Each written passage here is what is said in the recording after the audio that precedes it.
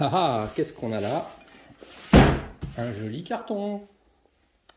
Et qu'est-ce qu'il y a dedans? On va regarder ça ensemble. Hop.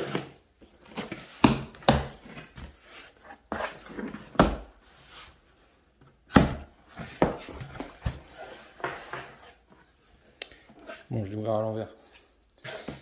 Là, on voit d'où ça vient. On se doute de la marque qu'il y a dedans. Alors, du papier, on s'en fiche. De la peinture. Je vais voir un peu ce que c'est comme couleur. Un beau bleu métallique. Et oui. Alors, ça c'est bien. Qu'est-ce qu'on a d'autre? Ah, déroulement TT02. Donc là, on se doute qu'il y a un TT02 là-dessous. Alors, on va voir. Du papier. Bon, voilà.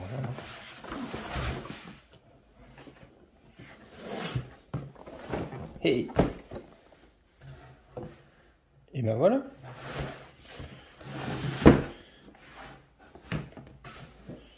Rien d'autre dans le carton.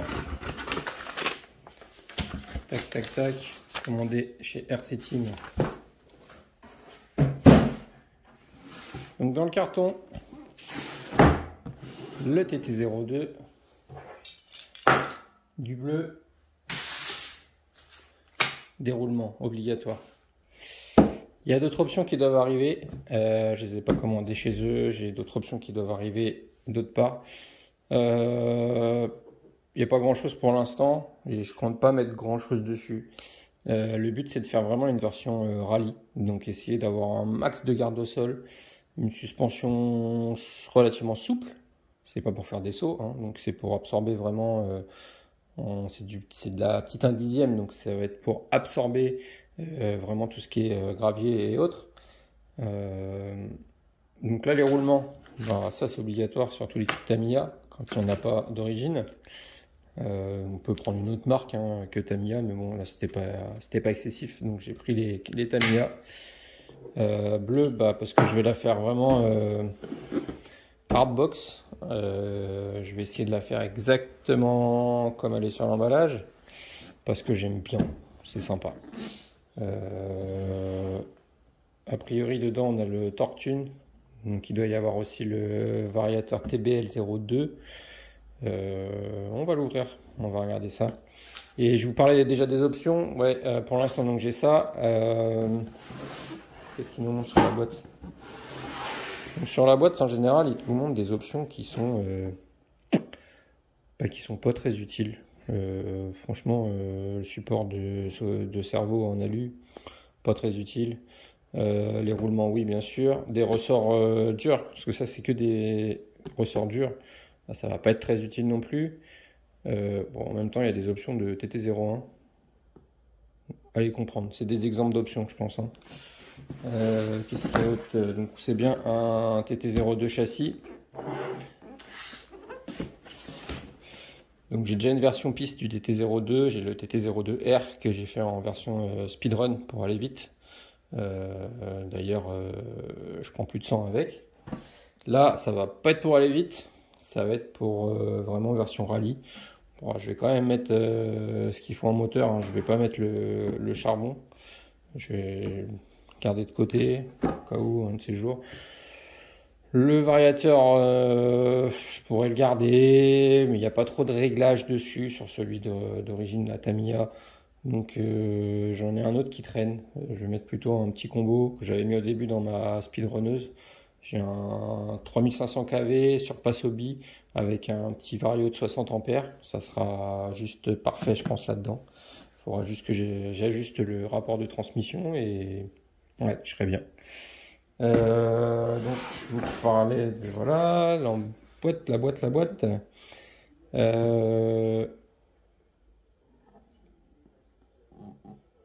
En termes d'options, Là, ce que j'attends, c'est des amortisseurs hydrauliques.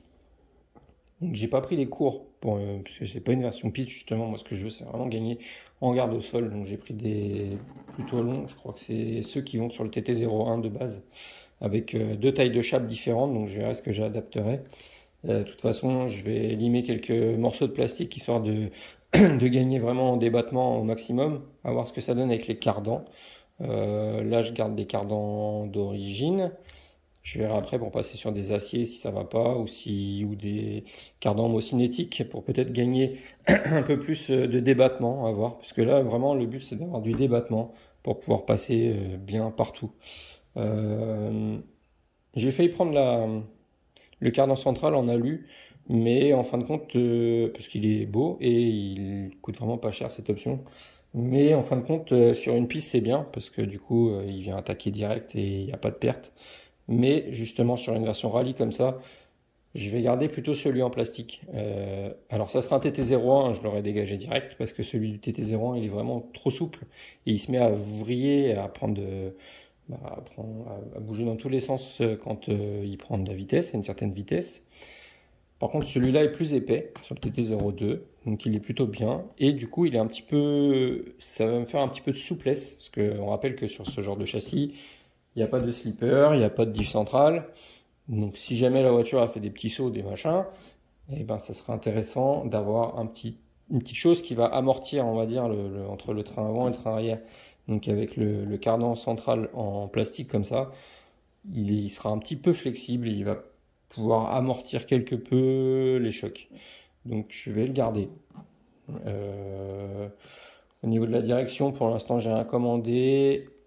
Juste le sauve-cerveau. J'attends aussi. Donc là, ce que j'attends, c'est amortisseur et un sauve-cerveau renforcé, puisque je sais que celui de base sur les TT01 ou les TT02, c'est vraiment de la daube. Le système complètement en plastique et il a du mal à revenir bien au centre. Même avec un bon cerveau, hein. C'est pas le problème du cerveau, c'est le problème du sauve-cerveau.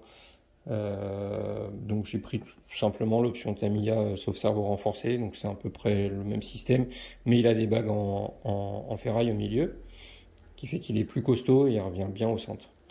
Et voilà. Donc ce que j'attends, c'est ça, le sauve-cerveau, les amortisseurs dans un premier temps. Et ensuite, je verrai ce que j'adapte pas. Je testerai avec mon moteur. Je testerai plusieurs rapports de transmission. Je sais pas ce qu'il y a comme pignon dedans d'origine. Donc je vais voir ça. Voilà. On peut l'ouvrir. Ah non, il y a la petite... là. Il y a le petit truc de sécurité. Déchetté deuxième. Hop. Alors...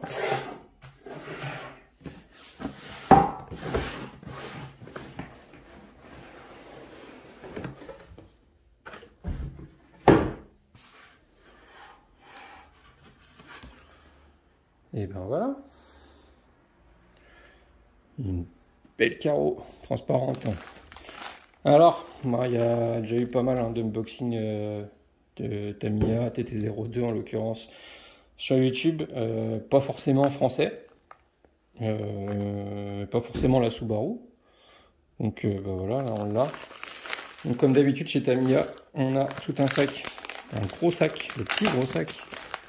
C'est là où il y a toute la visserie. Je crois qu'il y a le moteur aussi. Ouais, il y a lui. Ça, c'est ce que je vais pas mettre. Et bague en plastique, bague en nylon, c'est vraiment pas conseillé de rouler avec. Hein. Vraiment, si vous gardez le moteur charbon avec le rapport d'origine, ouais, vous pouvez rouler un petit peu, mais après ça prend du jeu et c'est pas très bon. Donc là, voilà, il va être remplacé par ça. Donc ça, c'est bien.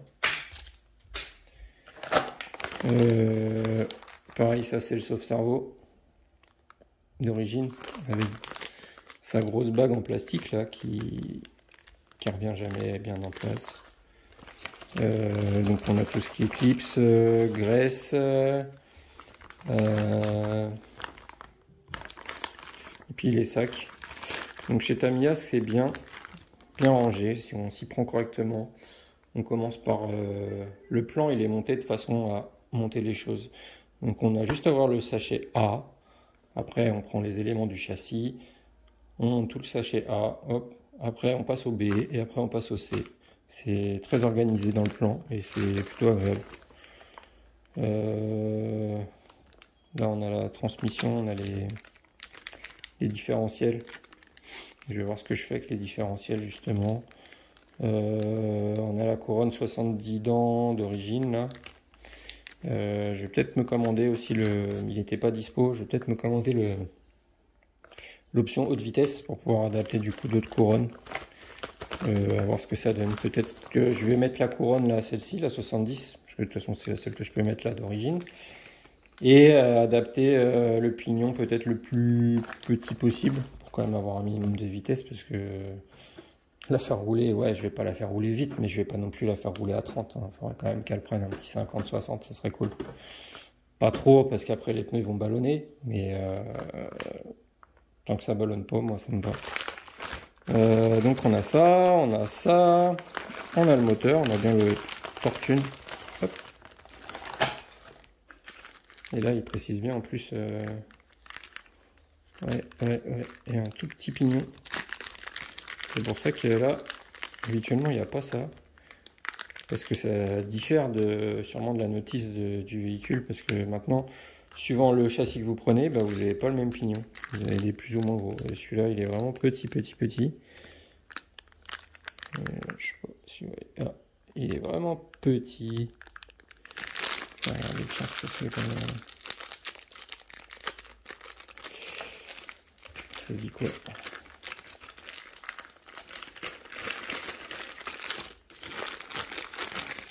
Donc des pignons, j'en ai d'autres. Hein. Je mettrai sûrement pas celui-là. Donc c'est bien le Tortune qui est prévu avec.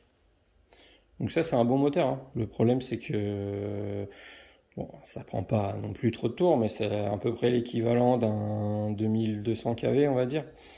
Ça a un peu de couple, c'est plutôt pas mal. C'est un 25 tours lui. Bon, le problème des moteurs charbon comme ça déjà c'est que c'est pas prévu pour être démonté. Et bah, ça chauffe et ça s'use. Et du coup, bah, on a vite fait de les bouffer, ceux-là. Donc, ouais, si vous roulez pas beaucoup, sur un petit châssis pour les enfants, ça peut le faire. Et sinon, si vraiment vous faites de la course, le challenge Tamiya ou autre, en général, vaut mieux passer sur le brushless que sur celui-là. Donc là, on a un pignon de... de voir que je regarde ça. 17. Ouais.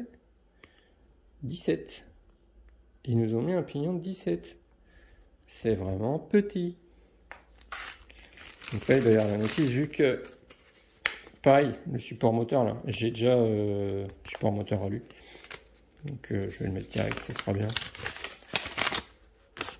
Et du coup, là, effectivement, 17 dents, avec la couronne de 70. Et on est sur ce ratio-là.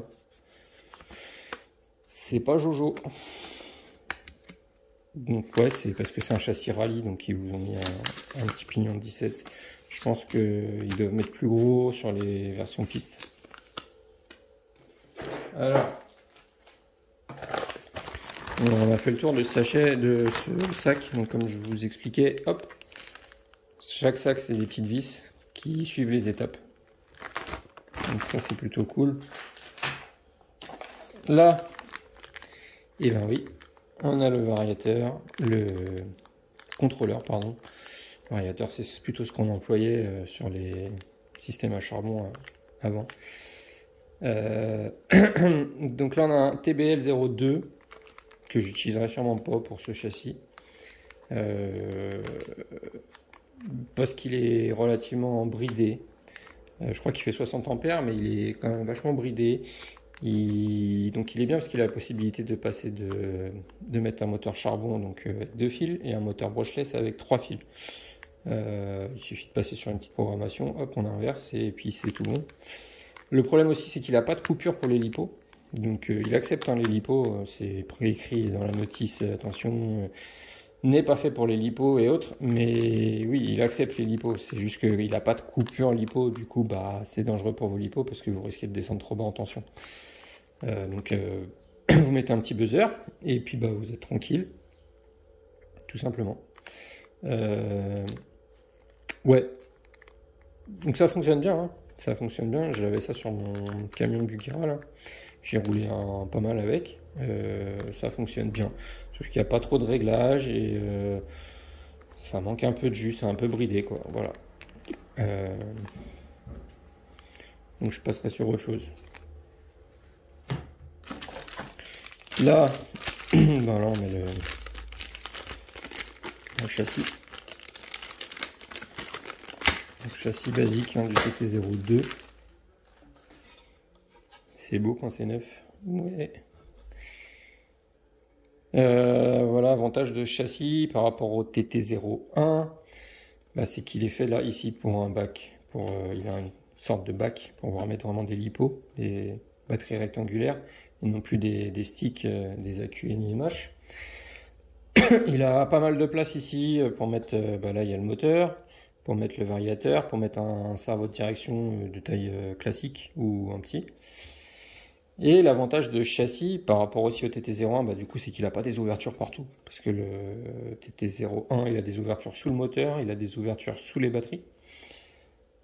Et l'avantage aussi, c'est que vous voyez, c'est que les cellules, donc les différentiels, ils viennent directement se visser dessus.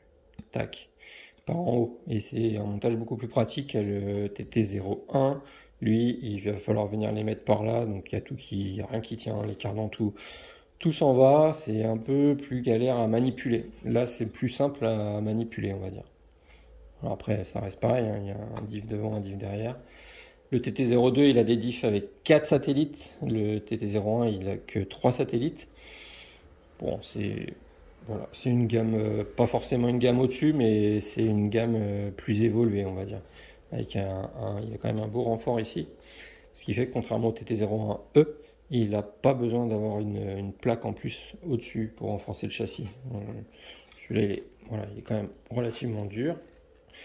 Et il existe en plus en option pour moins de 10 euros. Vous avez un châssis comme ça en version hard, ce qu'ils appellent. Donc c'est un châssis le même mais en plus dur, avec un autre plastique. Donc celui-là, il fera très bien l'affaire pour bien se rayer. Regardez-le bien là, il est bien propre. C'est la dernière fois qu'on le voit propre comme ça. Là, le pare-choc, donc classique, il y a plusieurs tailles de pare-choc. Sur TT01, TT02, c'est les mêmes, hein, ils s'adaptent. Sur les camions, du coup, ils sont plus grands. Il y en a des plus petits, et ça, je crois que c'est la version plutôt moyenne. Donc j'espère qu'il va venir s'adapter plutôt bien avec la carreau, parce que c'est quand même vachement intéressant d'avoir la carreau posée juste devant le pare-choc. Ça évite quand même de la casser de trop. Là, c'est ce qu'il y a de plus beau. Voilà, la belle carreau de Subaru de 99. Moi, je préfère ce modèle, c'est le modèle que je préfère. Ça me rappelle un peu ma jeunesse. À l'époque du tuning et autres, là, Subaru, c'était quand même la référence. Il y en avait plutôt pas mal en France qui roulaient. Des Impreza. Donc voilà, à peindre. Donc comme je vous le disais, elle va être peinte comme sur la boîte. Bleu. Et puis tous les autocollants comme fourni là. Et puis je lui ferai aussi des petites vitres teintées comme il y a sur la boîte. Pas noir, hein, mais j'ai de la bombe exprès pour teinter le Lexan. Donc ça fera un petit effet teint vitre teintée. Donc voilà, toujours chez Tamiya, une super belle finition. Donc elle n'est pas pré-découpée. Elle est juste pré-percée. Elle est pré-percée. Ça dépend des kits. Il y a des kits où c'est pas percé du tout. Il y a des kits où c'est déjà pré-découpé. Ça dépend. Donc là, on a la version percée, mais pas découpée. Voilà. Et c'est vraiment sympa. Donc celle-là, je vais la faire moi-même. J'ai un ami, là, Mika Airgraph, qui fait des peintures à l'aéro. Il travaille vraiment super bien, il fait des trucs vraiment tip top. Bon là pour une peinture comme ça, c'est juste du bleu, hein, donc je peux le faire moi-même. Mais les prochaines, si je fais des trucs un peu plus complexes, bah, je ferai appel à lui et puis comme ça vous verrez un petit peu ce qu'il fait. Mais allez voir, il a une page Facebook, Mika Airgraph. Franchement c'est top ce qu'il fait. Donc ça. Et puis bah, après on a les grappes. Donc là il y a les grappes, voilà les caches pour les diffs, les fusées, voilà. Voilà. Une autre grappe. Donc là dedans dans cette grappe là il y a les triangles, les pare-chocs et autres. Et il y a les amortisseurs parce que d'origine c'est des amortisseurs à friction, donc c'est pas des amortisseurs en fait. C'est juste c'est des guides en fait, des guides avec un ressort autour. Donc ça fera juste un ressort. Donc pour moi c'est inutile. Enfin, c'est vraiment pour du rallye, c'est même pas la peine d'y penser. À la limite sur une piste bien propre, bien lisse, ouais ça peut le faire. Là la voiture, le but c'est qu'elle rebondisse pas, mais là elle fera que rebondir. Donc ça on oublie. Pour finir la carreau, il y a un bel aileron là, qui est déjà peint. Parce que c'est de l'ABS, c'est pas du Lexan. Donc il est déjà peint en bleu. Donc heureusement que je l'ai fait bleu, hein, sinon j'aurais été obligé de le repeindre. Là, magnifique. Là, on a les belles roues de la Subaru Impreza dorée. Un peu comme il y avait aussi à l'époque, il y avait la Clio Williams qui était bleue aussi avec des jantes dorées. C'était un peu à la mode à l'époque. Et ça va rendre super bien. Donc ça, ouais, bien sûr, je les mets. Et avec les pneus Rally Block. Donc ça, c'est ce qu'ils mettent sur toutes les versions rallye de chez Tamiya. C'est des très bons pneus. Je les ai déjà utilisés pas mal. Il n'y a pas de mousse, il y a non, il n'y a pas de mousse fournie avec. Donc il n'y a pas besoin de mousse, hein, pas forcément besoin.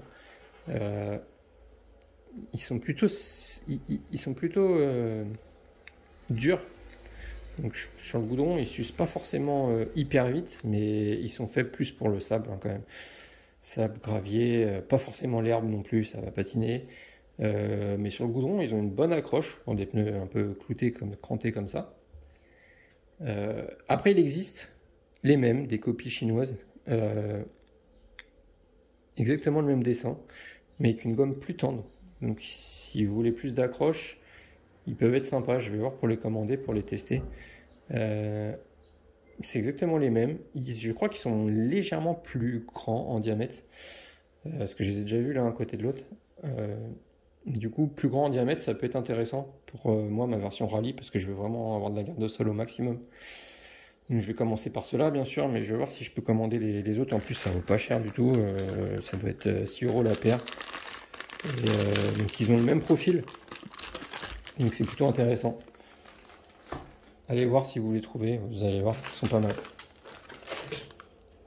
Donc là une grappe, donc là il y a le support moteur que je vais pas utiliser. Pareil cache moteur pour la chaleur là, je vais pas utiliser non plus parce que à moins de mettre ça et de mettre un petit ventilo dessus, mais ça en fait le moteur il va pas respirer. Voilà. Là on a le cardan central, il y en a deux même. Comment ça se fait? Parce qu'il y a deux grappes en fait, ouais, ça leur coûte moins cher de faire comme ça. On a forcément besoin des deux grappes parce que là il y a les cardans, donc il y en a deux sur une grappe et du coup deux sur l'autre, c'est les quatre mêmes. Du coup ils se sont pas embêtés, ils ont fait deux fois la même grappe et il y a deux fois le cardan central. Ma foi, donc comme je disais, il est quand même vachement plus rigide que celui du TT01 et du coup il a un peu de flex dans ce sens là. Donc ça va pouvoir amortir, donc ça me plaît, je vais garder ce système. Qu'est-ce qu'on a après? Des papiers, on s'en fiche. Qu'est-ce qu'on a après? Encore des papiers. 4x4 Rallye TT02 châssis. Donc là ils expliquent. Ouais. Donc je pense que toutes les châssis TT02 en version Rallye, Et ben, ils mettent ce pignon là, donc ils vous expliquent bien comment positionner le support moteur par rapport à votre pignon. Ils disent bien de mettre la protection, d'isoler dans la petite boîte radio fournie votre récepteur, de monter les pneus, ils disent pas de les coller. Non. Non, ils disent pas de les coller. Donc ça c'est la petite note pour les versions rallye de Skit. Là, on a la petite notice pour la carrosserie. Donc voilà, ils disent bien du PS16 partout. Et puis bah, comment mettre les autocollants. Comment mettre les autocollants. Là, tu vois, voilà. Tout cool. Et là, la notice du TT02. Bon, c'est la notice classique qu'il y a dans tous les kits TT02. Moi j'ai celle du TT02R, donc elle est peut-être un petit peu différente. Il doit y avoir quelques éléments qui diffèrent. Et voilà, ça. Et toujours une petite antenne, bon ce coup-ci elle est noire. En fait, suivant les kits que vous avez, il y a des antennes de couleurs différentes. Moi dans le TT02R, j'avais une antenne bleue. Des fois on a des antennes blanches, des fois on a des antennes jaunes, ça dépend des kits. Donc là c'est une noire. Et toute la planche d'autocollant avec le masquage des vitres.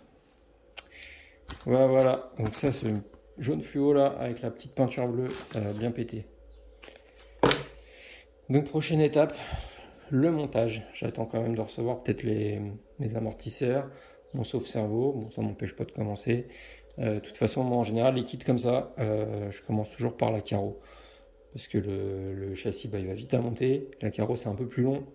Au pire comme ça je peux bricoler le châssis pendant que la carreau assèche et bah, après bah tout est prêt ensemble. Voilà, merci pour ce petit déballage avec moi de ce TT02 Subaru Impreza de 99. À bientôt.